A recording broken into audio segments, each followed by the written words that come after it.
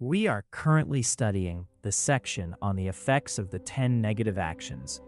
Each negative action produces 4 types of karmic effects: the fully ripened effect, the effect similar to the cause, the conditioning effect, and the proliferating effect.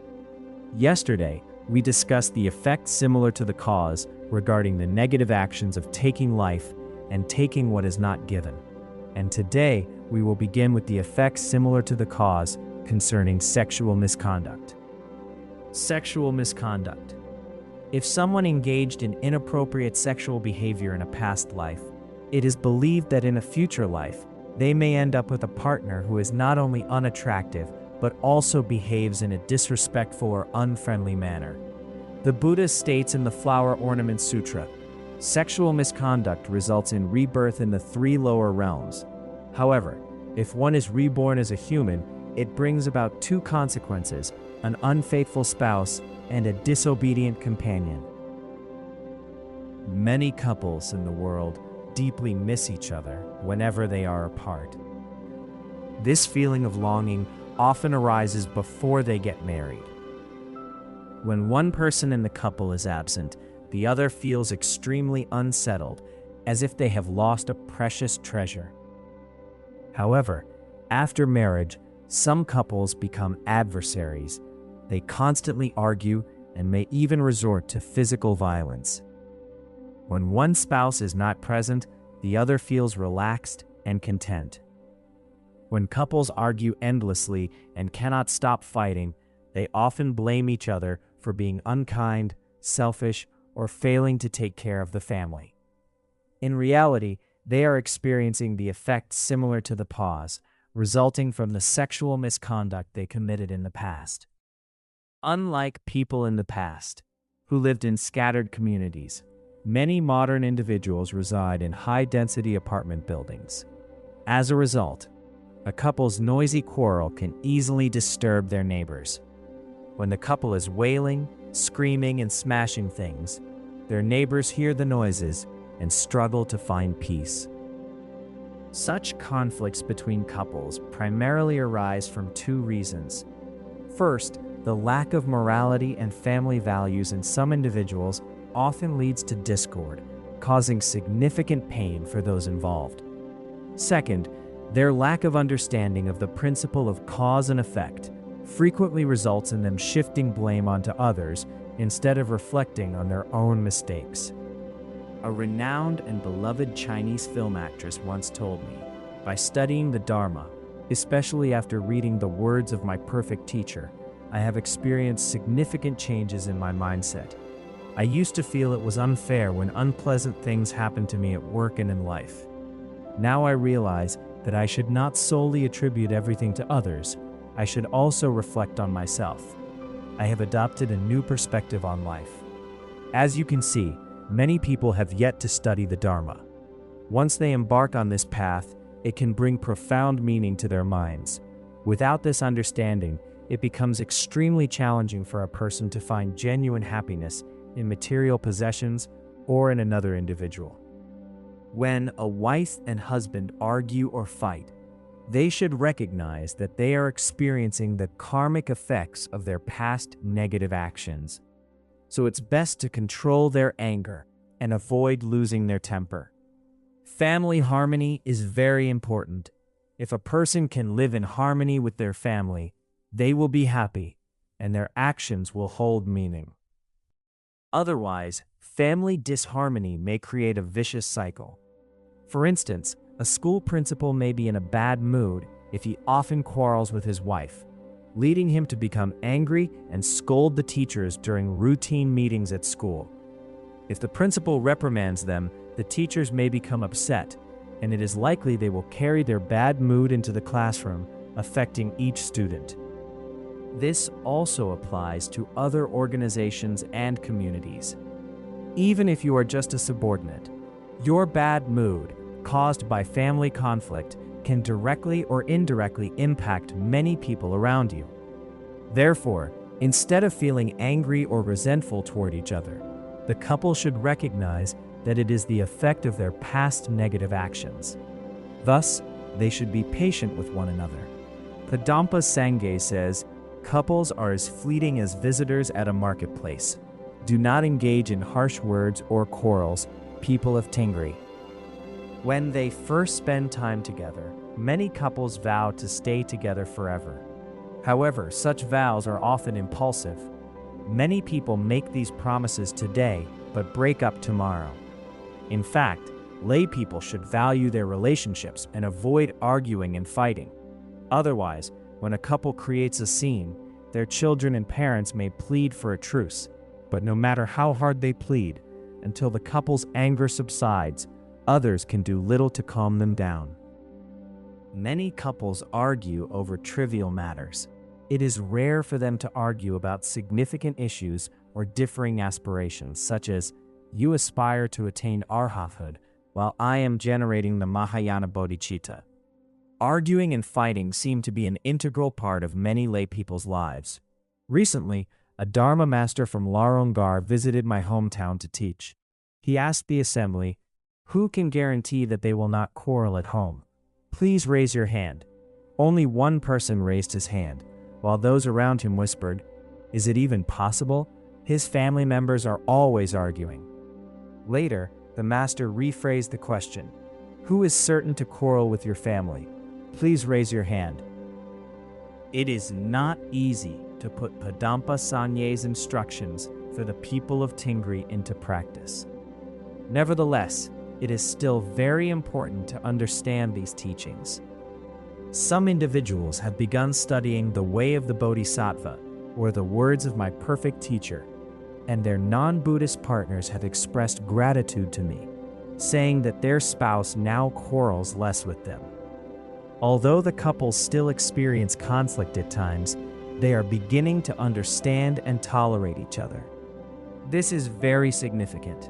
It is not feasible for every Buddhist to divorce and become a monk or nun. When you have a family life, ensure that you maintain harmony with your family members. After all, family is a fundamental unit of society. Only when the family is in harmony can society be at peace. From a Buddhist perspective, your partner may have been your enemy in a previous life, bringing obstacles to your practice in this life, or a Dharma friend across lifetimes, providing favorable conditions for your practice now. Since you are together, this in itself is a form of affinity, so you should strive to understand and appreciate each other. Doing so can also enhance your Dharma practice. However, many couples do not recognize this. They often focus solely on present conflicts, placing all the blame on the other's faults, and rarely reflect on their own faults. As a result, conflicts frequently arise at home. Lying. The experience similar to the cause from having lied in past lives is that one not only faces frequent criticism and disrespect, but is also often deceived by others. The Buddha states in the Flower Ornament Sutra, lying results in rebirth in the 3 lower realms. However, if one is reborn as a human, it leads to 2 consequences, frequently being slandered and being deceived. Some of you are often deceived by others. For instance, when shopping, you may end up purchasing counterfeit products. Additionally, you are often falsely accused and criticized. Please be aware that your experiences cannot be solely attributed to others. They are also the result of your past lies. The Sutra of the Right Mindfulness of Dharma states, if a person lies, they will soon be despised and belittled. Kind people will abandon them, and gods won't protect them. Therefore, when we are deceived or slandered, it is important not to become angry and hurl insults at those who speak such things about us. Instead, we should be grateful to them for helping us exhaust the effects of our past negative actions related to slandering and lying to others. What they do to us has actually advanced our spiritual practice. Thus, we should feel happy. A good practitioner remains steadfast when faced with slander. Some individuals, however, struggle with this.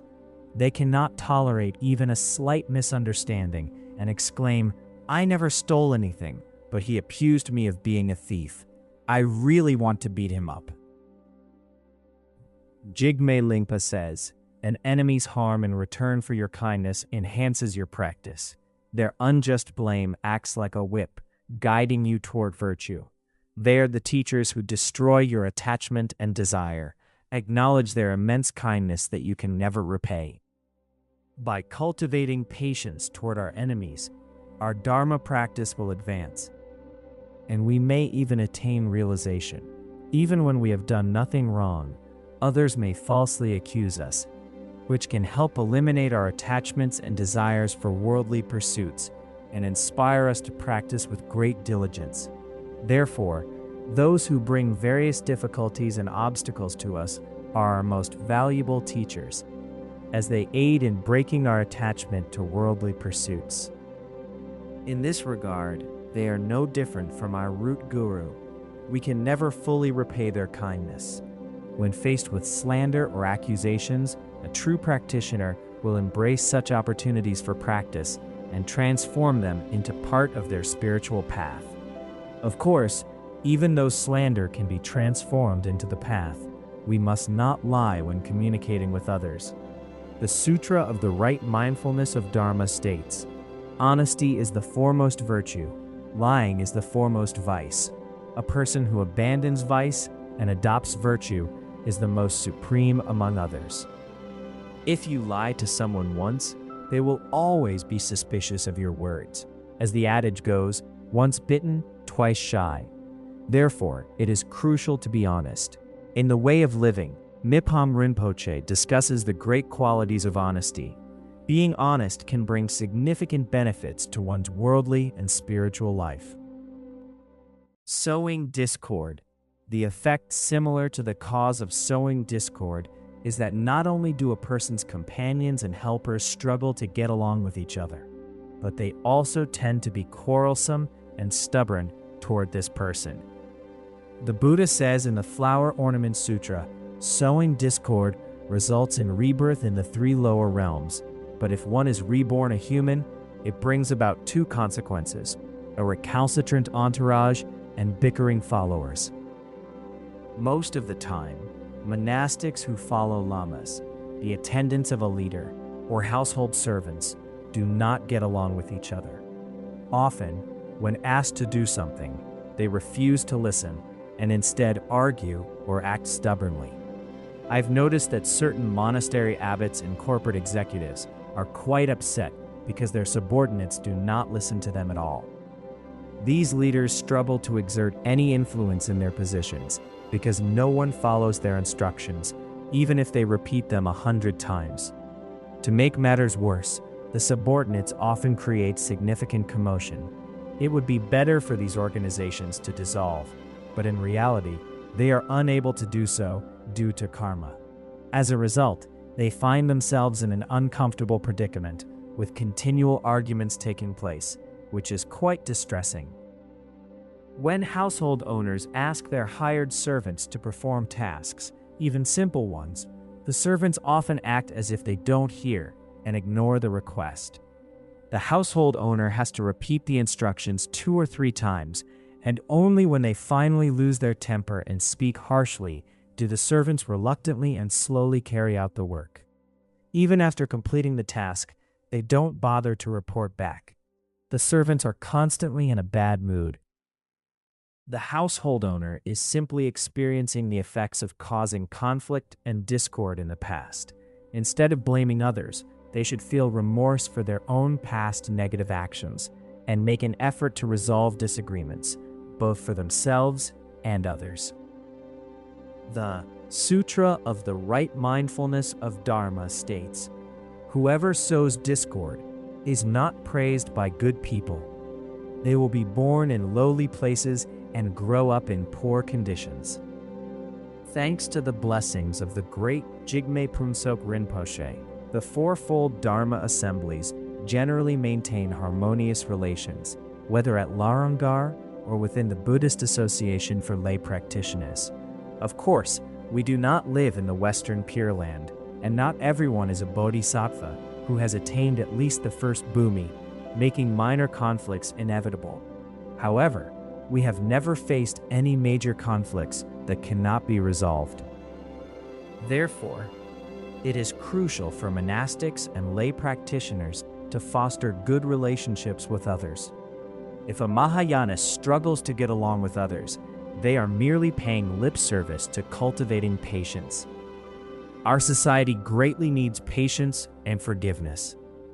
If we can be less self-centered and more empathetic and forgiving toward others, even when they make mistakes, this Mahayana principle will positively impact society.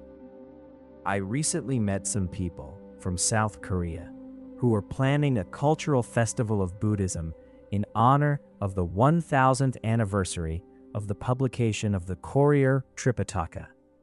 They wanted to understand what the Tripitaka has contributed to humanity, so they interviewed me. I told them sincerely, the Tripitaka is indeed the only wish-fulfilling jewel in this world. Why is that? Consider this. How many people's worldviews and values are positively influenced by classical scriptures, such as the Diamond Sutra, the Amitabha Sutra, the Heart Sutra, the Shurangama Sutra, and more. If a few sutras can have such a profound impact, imagine the significance of all the sutras in the Tripitaka. If one were to study, understand, and practice the teachings in the Tripitaka, how meaningful that would be. Take the Tibetan region, for example. Why does it attract so many Buddhists and scholars from both the West and the East? This is because the Tibetan region has preserved and transmitted the complete study of the Tripitaka, which has truly benefited countless people. There is a vast array of books and scriptures in this world, but I still believe that the Buddha's words are the only true treasure for humanity. The teachings that the Buddha imparted over 2,500 years ago are not preserved in audio or video format. They have survived and remained intact solely in texts. However, even if you grasp the teachings only to a small extent, you will experience genuine happiness, and the society, community, or family you belong to will also benefit. Everyone is in pursuit of happiness, which is not based on material abundance but on mental contentment. Just studying a few sutras is enough to help us achieve such happiness. As stated in the Water Tree Treatises, to relieve thirst, a person who is extremely thirsty doesn't need to drink the entire river. Simply drinking some water from the river is sufficient. Therefore, studying the Tripitaka is very important for mankind. In short, sowing discord is a significant fault. If we have engaged in this negative action, we should, on one hand, confess it with regret. On the other hand, we should strive to resolve conflicts with others and work toward reconciling individuals who are at odds with each other. It is said that some school teachers find excitement in student fights. They watch the fights with amusement, and instead of mediating between students, even encourage more altercations. Their actions are truly detrimental, and the karmic consequences they will face in the future will be terrifying. Everyone must be cautious. Harsh words. If a person has used harsh words in past lives, they may perceive everything others say as rude or hurtful, potentially causing their own words to lead to conflicts or disagreements. The Buddha states in the Flower Ornament Sutra, harsh words result in rebirth in the 3 lower realms. However, if one is reborn as a human, it brings about 2 consequences. First, they constantly hear unpleasant words. Second, whatever they say often leads to disputes. Using harsh words is the most harmful of the 4 negative actions of speech. As a Tibetan saying goes, words wield neither arrows nor swords, yet they can shatter a person's mind. A Chinese saying states, a kind word can warm a person for 3 winters, while a harsh word can chill them in the middle of summer. Another saying goes, a wound caused by a sharp knife heals easily, but the pain caused by harsh words hardly diminishes. A bad practitioner in particular may not remember a single verse after listening to a master's teachings for 100 days. However, if the master scolds them for 10 minutes, They remember it vividly and often hold a grudge, saying, "Ah, your scolding has completely broken my heart." Some female Dharma friends tend to be very sensitive. If their teacher does not pay extra attention, they may become easily offended. Sometimes a teacher does not intend to scold a female Dharma practitioner, but something said may deeply upset a sensitive student, leading her to exclaim, "The guru is scolding me. Ah, it's the end of the world. The sky is falling, the earth is splitting open, and the entire world is plunged into darkness. I am hopeless, and I must leave here." In fact, the sky, being an unconditioned phenomenon, cannot truly fall. There is no earthquake occurring, and the earth won't split open for no reason. However, in her discursive thoughts, the master's remark is enough to bring about the end of her world. Therefore, I refrain from criticizing female practitioners, and most of the time, I simply praise them, as they seem quite sensitive and can be easily hurt by certain words. Harsh words can indeed create significant faults. If you suddenly provoke hatred in another person, or even worse, say something offensive to a sublime being, it can lead to many lifetimes in the lower realms without a chance of escape. For example, there's a story about a Brahmin named Kapila who insulted monks during the time of Buddha Kashyapa. He called them names like horsehead and oxhead. As a consequence, he was reborn as a sea monster with 18 heads and remained in that form for an entire kalpa. Even after that, he ultimately ended up in hell. Here is the story in great detail, as recorded in the Mulasarvastivada Vinaya.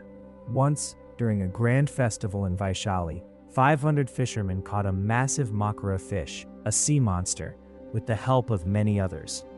This creature had 36 eyes and 18 heads, including a human head, a horse head, an elephant head, and an ox head, among others.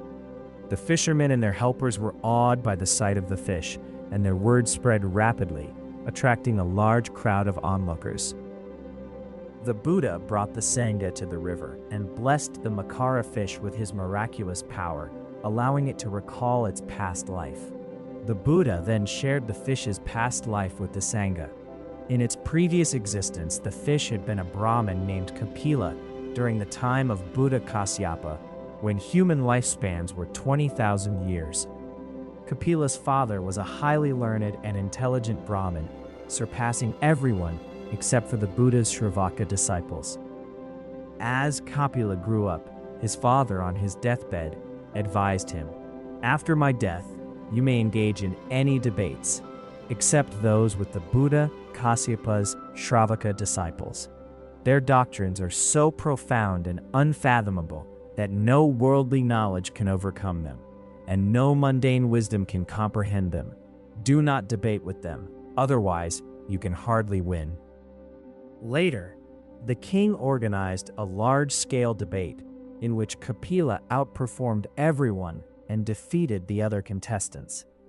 As a result, Kapila retained the family's property. However, Kapila's mother worried that the Shravakas would eventually defeat him, which could lead to his losing the property. She urged Kapila to ignore his father's last words and challenge the Shravaka monks. Kapila attempted to do so, only to discover that he was unable to defeat the monks in a debate. Following his mother's insistence, Kapila became a monk himself, planning to debate the monks again after completing his studies of the Tripitaka. Kapila engaged in extensive study of the Tripitaka and became a master with exceptional debating ability. Then his mother urged him to debate and vanquish the Shravaka monks. Kapila replied that he was merely learned, but not realized, while the other monks were both learned and realized, making it very difficult to defeat them. Nevertheless, his mother insisted. Kapila had no choice but to sit on a Dharma seat and begin his teachings. He first spoke about the authentic Dharma, followed by the wrong Dharma, which led to criticism and scolding from the monks. Seeing this, Kapila's mother had an idea. She suggested that Kapila speak of the wrong dharma again, and when the monks scolded him, he would retaliate with harsh words. When the monks heard the curses, they would fall silent, leading the audience to believe the monks had been defeated in the debate and were left without a response. Kapila, being an obedient son, followed his mother's advice. During a subsequent debate, when he had no valid argument to present, he began cursing the monks, comparing their mouths to those of a horse, a camel, a lion, and more. Indeed, the monks fell silent, and the audience concluded that Kapila had won the debate. In general, when a bad-tempered person curses others, a wise person remains unresponsive. Kapila's mother was very pleased and urged him to disrobe. However, having been in the Sangha for a long time and having developed faith in the Dharma, Kapila was reluctant to return home. He also vowed not to encounter such a mother again in his samsaric existence. Unfortunately, due to his insults toward the monks, he was reborn as a Makara fish, enduring infinite suffering. The great Jigme Phuntsok Rinpoche frequently shared this karmic story, as did his root guru, Tubga Rinpoche. They both urged their entourages and disciples not to assign derogatory nicknames to others. When the great Jigme Phuntsok Rinpoche taught the Sutra of 100 Actions at Larangar, he genuinely wished for more people to receive the teachings. However, some Dharma practitioners may have perceived the sutra as a mere collection of easily understandable stories, leading them to make excuses and step away. This greatly saddened the great Jigme Phuntsok Rinpoche. It is important to note that using harsh words has severe karmic consequences. Without understanding this fundamental principle of cause and effect, our efforts on the spiritual path are ultimately futile, regardless of how many Tantra teachings we have received. Thus, we must refrain from saying harsh words in the future. There is another story about a nun who called another nun a bitch and was reborn as a female dog 500 times. This story is from the Sutra of 100 Actions. At the time of Buddha Shakyamuni, there was a female dog who had been a nun during the time of Buddha Kasyapa. This nun was very skilled at teaching the Dharma, which earned her many offerings. Eventually, she set out to support the monks and nuns with the offerings she received. Once, she asked the Sangha for help in an emergency, but everyone was busy chanting prayers, and no one paused to assist her. The nun, feeling angry, insulted the Sangha, saying, "I have made offerings to you and taken care of everything, but when I am in need, none of you are willing to help. Where is your conscience? You are just like dogs." Because of these harsh words, the nun was reborn as a female dog for 500 lifetimes. Many similar stories exist. As I mentioned in the teachings of the aspiration to be reborn in the pure realm of Sukhavati, whether you are a lay practitioner or a monastic, it is important not to insult others by comparing them to certain annals or mocking them by calling them blind, fat, or similar names. When I was in elementary school, there was a child with poor eyesight. Many kids gave him a hurtful nickname and laughed at him. As a result, this child developed low self-esteem and lost motivation in life, leading to a very pitiful existence. Therefore, when you encounter a person with disabilities, please be mindful not to use harsh words that may hurt their feelings. You should also refrain from saying anything that may upset others. For example, if someone notices that a patient looks pale and wrinkled, they might say, "Ah, you really don't look well. Look at your gray hair and wrinkled skin. Alas, there's no hope for you now." This person completely overlooks the patient's positive qualities and only emphasizes their flaws. If that individual becomes particularly fixated on such comments, they may feel very sad, thinking, "Ah, everyone thinks I'm old." Therefore, it is very important for us Mahayanists to have a caring concern for others' feelings. Meanwhile, we must not speak harsh words. The Sutra of Accepting the 10 Good Karmas as Precept says, If one can avoid saying harsh words, they are referred to as a truly noble person, someone who is upright among others, and whom everyone delights in seeing.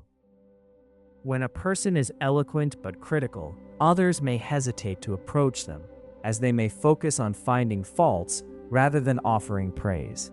When discussing others' shortcomings, such a person is most eloquent, whereas when talking about others' great qualities, they remain silent. This behavior is deemed improper. Therefore, it is important for us to speak with gentleness and kindness, avoiding harsh words. There are many stories like this. Therefore, we should always strive to speak gently. Additionally, since we cannot discern who is a sublime being or a bodhisattva, we should maintain a pure perception of all beings. Great beings appear just like ordinary people. They experience sickness and suffering and must eat and walk like everyone else.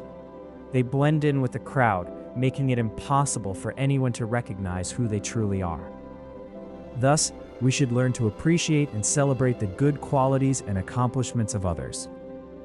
It is said that insulting or speaking harshly to a bodhisattva is far worse than harming all living beings in the three realms. As Karma Chogme Rinpoche states in the aspiration to be reborn in the pure realm of Sukhavati, insulting a bodhisattva is a much worse wrongdoing than killing all beings in the three worlds.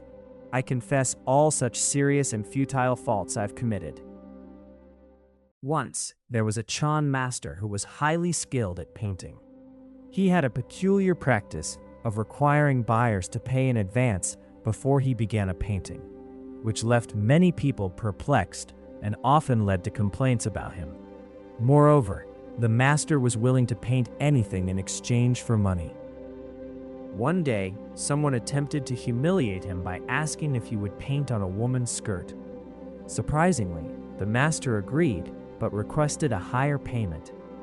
People were left wondering about his seemingly strong attachment to money and why he would accept such an insulting request. Later, people discovered the reason behind the Chan master's need for money.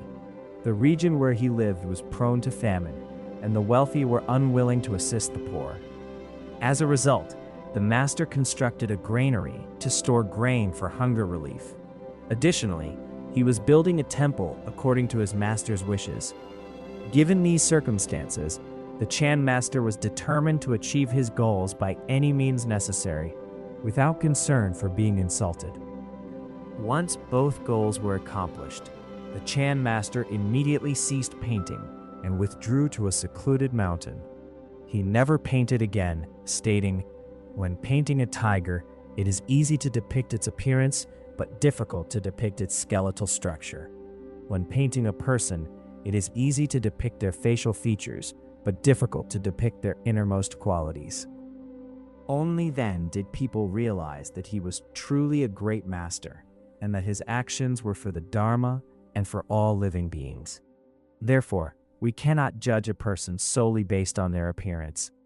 An ordinary individual could be the embodiment of Bodhisattva Manjushri or Avalokiteshvara. We cannot determine a person's true nature based on external appearances. Some people from the Han regions of China believe that a highly enlightened master must be chubby, leading some frauds to intentionally increase their food intake to gain weight. How absurd! Nowhere in the sutras does it state that being chubby is necessary for a bodhisattva. If that were true, pigs would be the most likely manifestations of bodhisattvas. Thus, we must maintain a pure perception of all beings to avoid making mistakes. However, this can be challenging for some, as they tend to see everyone except themselves as flawed. From this perspective, it becomes easy for them to belittle a bodhisattva who manifests in an ordinary form. Consequently, practitioners aspiring for liberation should refrain from engaging in such pointless misconduct. Worthless chatter. The effect similar to the cause of worthless chatter is that a person's words hold little weight, and they struggle with decision-making and self-confidence. Even when they speak the truth, others may not believe them, leaving them feeling uncertain when addressing an audience. The Buddha states in the Flower Ornament Sutra, worthless chatter results in rebirth in the three lower realms. However, if one is reborn as a human, worthless chatter leads to two consequences.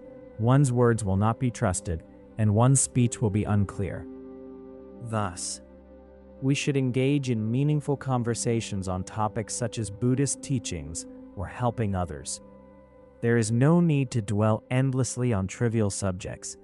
The Sutra of the Right Mindfulness of Dharma also states, if one regards worthless chatter as a knife, one will always stay away from it and consistently practice right speech. This will lead to a good rebirth. Worthless chatter is like a sharp knife that can harm ourselves and others, resulting in no benefit. Therefore, we should focus our speech on liberation from the cycles of life and death. By doing so, we can ensure a favorable rebirth. In contrast, worthless chatter brings severe karmic consequences. Covetousness. The effect of covetousness is that a person not only fails to obtain what they desire most, but also finds themselves facing the very situations they hope to avoid.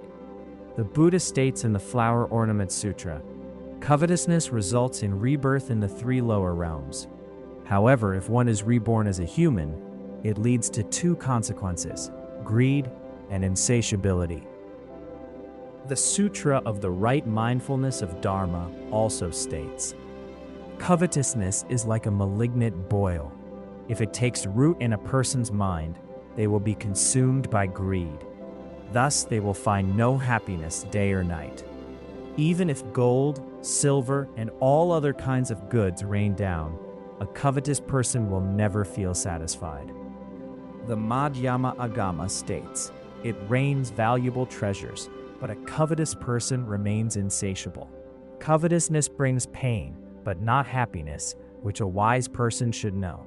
Therefore, a wise person should recognize that covetousness can only bring suffering, never happiness. Knowing this, we should not desperately strive for money every day, but rather aim to live a life of contentment with fewer desires. Wishing harm on others. The karmic effect of wishing harm on others is that one will not only always feel afraid, but also frequently suffer harm. The Buddha says in the Flower Ornament Sutra, wishing harm on others results in rebirth in the three lower realms. However, if one is reborn as a human, it brings about two consequences, haggling over everything and being harmed by others. The Sutra of the Right Mindfulness of Dharma says, the mind creates the foremost hatred, and this hatred is the most evil of all. Therefore, hatred or the mind of wishing harm on others is the greatest evil in this world.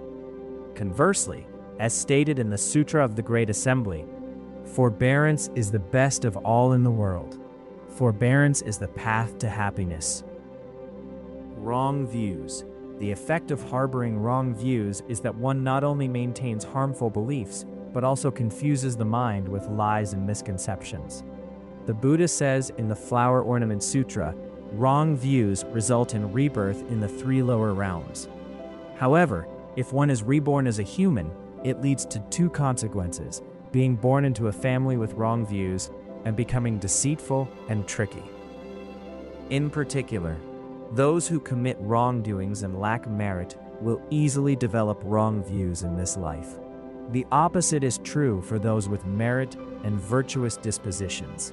At Larung Gar, meritorious individuals can readily cultivate right views. After studying one or two Buddhist texts, they come to believe in the principle of cause and effect and understand the doctrine of emptiness. However, no matter how many sutras and shastras those lacking merit have studied, how many teachers they followed, or how many tears they've shed, their wrong views remain deeply rooted and unshaken. The Lotus Sutra states, people with little virtue and few merits are compelled and tortured by sufferings, and fall into the dense forest of wrong views. Such individuals are burdened by hardships and difficulties, falling ill today and facing troubles tomorrow, being bullied today and experiencing breakups tomorrow. Additionally, they find fault with everyone, claiming the guru is wrong, Dharma friends are wrong, and even the Buddha is wrong. Once a person told me, if Buddha Shakyamuni were still alive, I would have truly wanted to debate him. Alas, this reflects the effect similar to the cause of wrong views. In conclusion, I hope we can be free from covetousness, wishing harm on others, and wrong views in this life and in many lives to come.